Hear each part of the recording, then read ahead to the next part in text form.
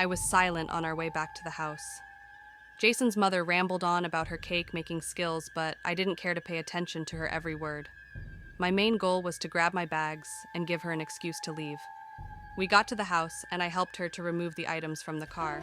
She cursed loudly when she realized she was missing a main ingredient. "How could I forget the butter?" she whined. "What are you going to do?" I asked her. "I have to get the butter because I need to make these cakes today." For the love of God, I don't know why I had to be so kind. I offered to go pick the butter up for her. She happily gave me her car keys. I hopped into her truck and made my way back into town. I grabbed the butter and made my way back to the truck. Before I could get in, I felt someone grab my hand. It was Mrs. Grayson's granddaughter. "Can I help you?" I asked her. I had to admit that I was a little startled. "Whatever Jason tells you, he is lying, and so is my mother," she said. "Wait, who is your mother?" "The lady that owns the flower shop is my mother.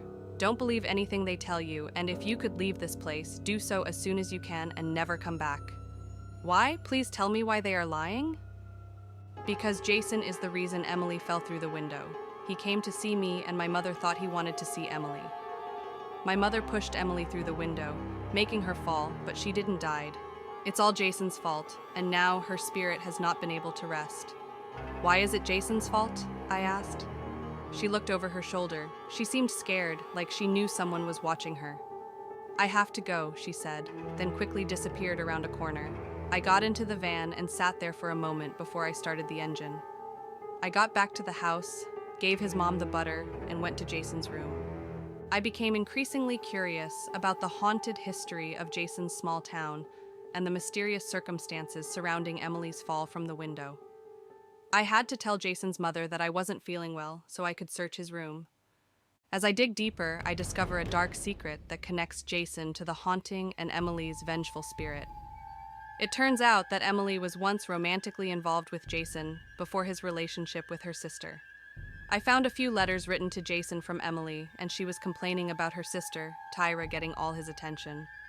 According to Emily, Tyra had a dark side, and Emily discovered something about her that she wanted to tell Jason. They had a big argument that got out of hand. Their mother tried to stop them from fighting, but accidentally hit Emily. This was all on the same day of Emily's tragic fall from the window. Why was everyone lying? I asked myself. I waited for Jason to return so I could tell him everything I know. When he got back to the house, I didn't hesitate to start talking. I wanted to make sure that I wasn't going crazy. After I spoke to him, showed him the letter that I had found, I sat and waited for him to talk. "Most of what you heard is true, Madison. Emily did fall from the window, but she didn't die after her fall." "What do you mean?" "I took her up and placed her into a car to take her to the hospital. Tyra was asleep and didn't hear anything, but her mother saw us, and she told me to tell them that she jumped out the window." As I sped along the darkened roads, a sudden curve caught me off guard.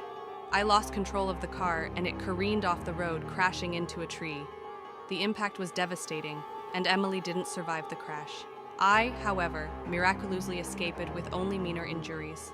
I got scared and ran, leaving her to die alone. I sat there for a moment in silence. It was hard to digest what I had just heard. Jason had been hiding this secret from me, fearing that revealing the truth would jeopardize our relationship. Emily's spirit, unable to find peace, haunts Jason and anyone who gets close to him as a form of revenge.